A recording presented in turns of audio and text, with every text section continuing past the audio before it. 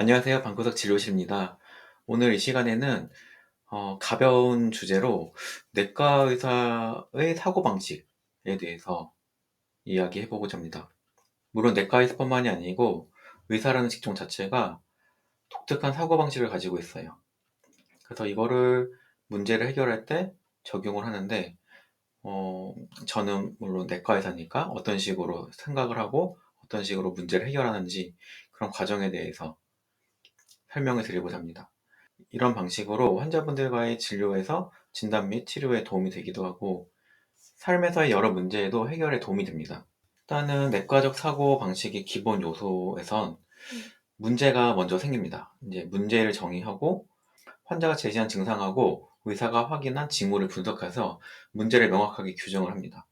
이 환자분이 왔을 때 어떤 문제로 왔는지, 예를 들어서 열이 난다. 그러면 이 열이 어떤 식으로 나는 건지, 인후염 때문에 나는 건지, 아니면 장염 때문에 나는 건지, 아니면 열의 포커스가 어떤 건지, 그거에 대해서 좀 파고드는 거를 합니다. 그리고 이 열이 진짜 문제가 있는 열인지, 아니면 단순하게 열이 나요라는 증상 자체가 실제로 열이 나는 건지, 아니면은 증상만 있는 건지, 주관적인 증상인지, 그거를 확인을 합니다.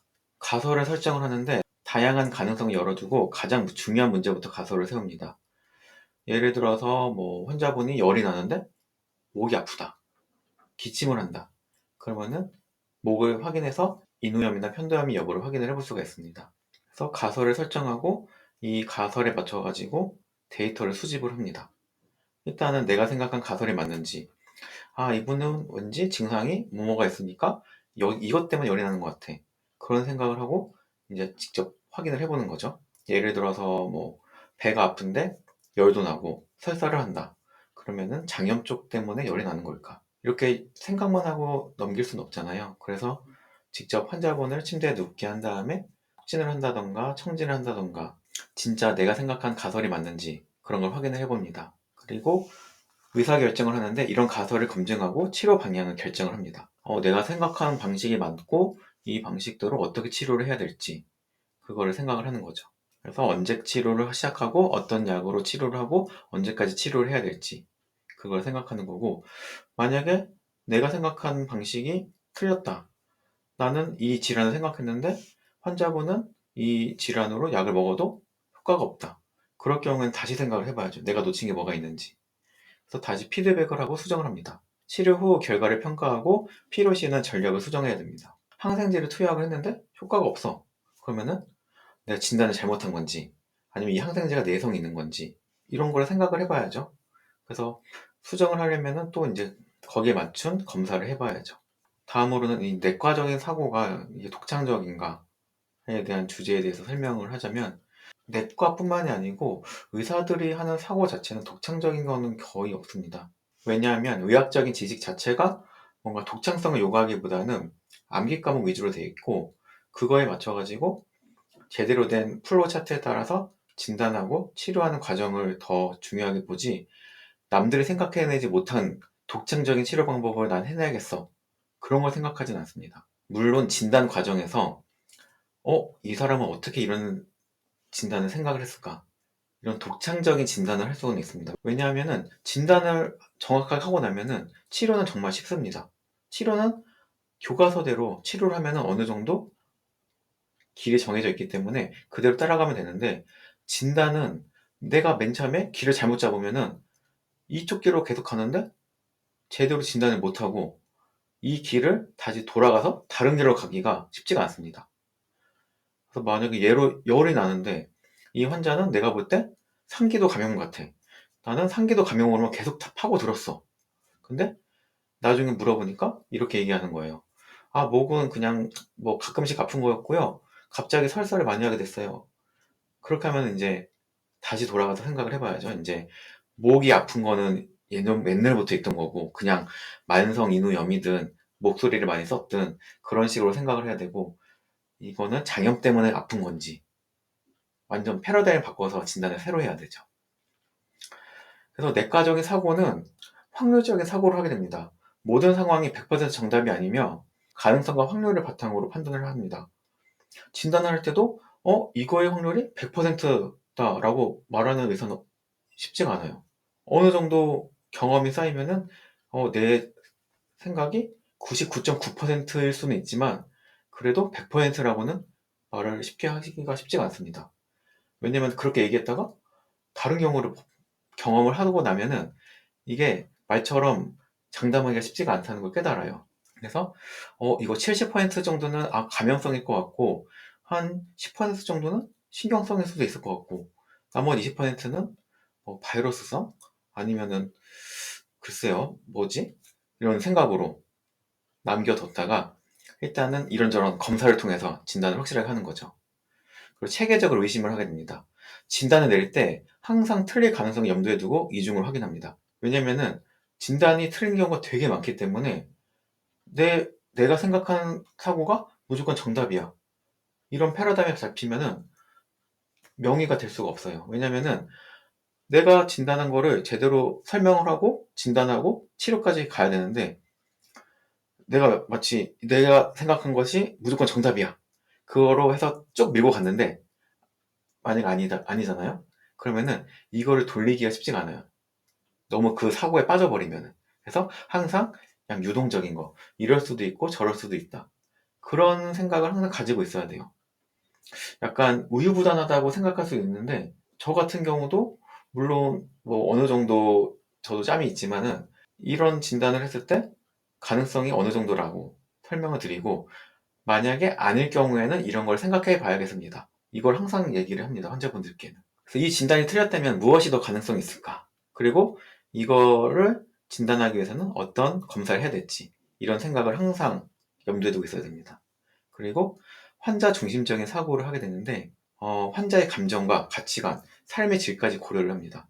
물론 제가 학생 때도 그렇고 기본적으로 의사들은 국가적인 마인드가 있기 때문에 데이터를 되게 신뢰를 합니다. 뭐 피검사 결과를만 봐도 피검사 결과에서 염증 수치가 어느 정도 나왔고 간 수치가 얼마 정도 나왔다. 그러면은 이런 걸 종합적으로 판단했을 때 뭐 급성 간염이나 뭐 아니면 담관염 이런 걸 생각해 볼 수 있겠다.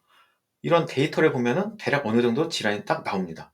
근데 치료에 대해서는 또 교과서대로 가는 게 아니잖아요. 교과서적으로는 무조건 수술을 하는 게 초이스다.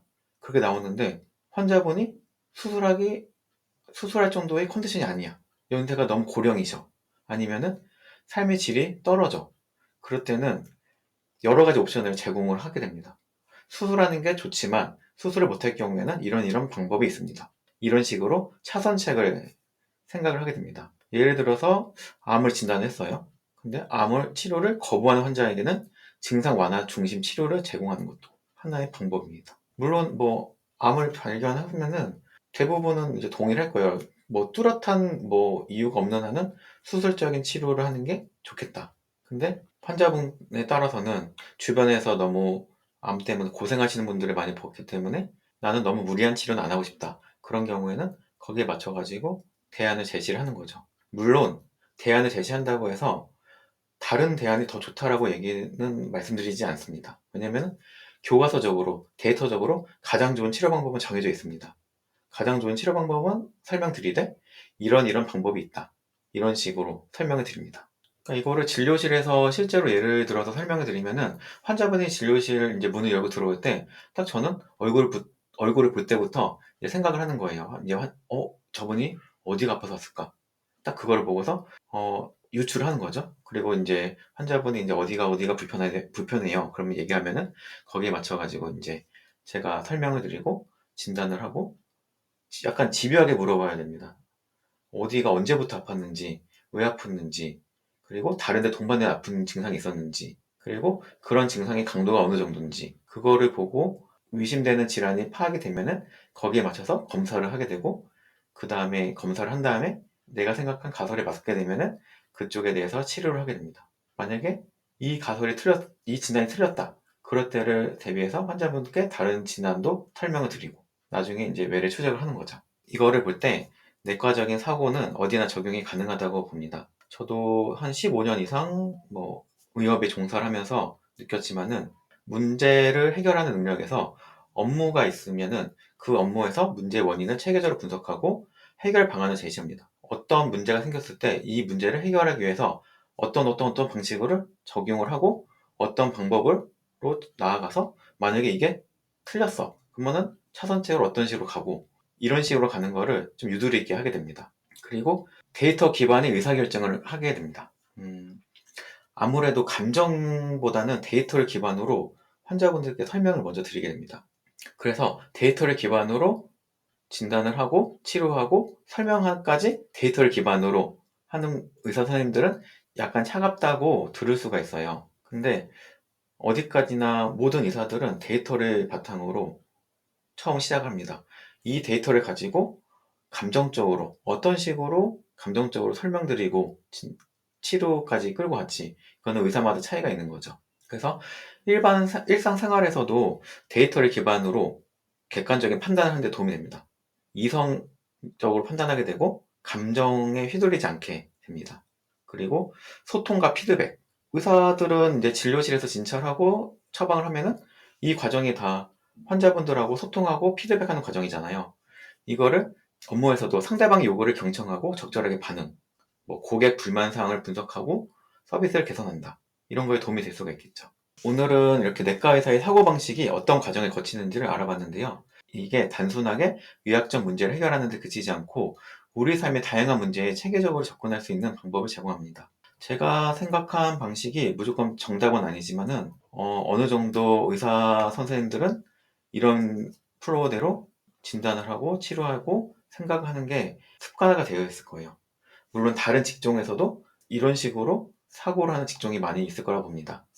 예를 들어서 저는 제 성격하고 가장 어울리는 직업이 물론 내과 의사도 있지만은 탐정 같은 직업, 탐정 같은 직종도 저희 성격하고 좀 맞을 것 같았어요. 범인이 있고 범인을 찾는데 이런저런 사고를 해서 누가 범인이고 이 사람이 왜 범인인지 증빙을 찾고 이런 과정이 환자분이 질환이 있고 이 질환이 어떤 것이라고 가설을 세우고 질환을 진단하기 위해서 어떤 증거를 찾는 것처럼 검사를 해가지고 에비던스를 찾은 다음에 진단을 확실하게 하고 여기에 치료를 하는 그런 과정 자체가 약간 저희 성격하고 비슷했습니다.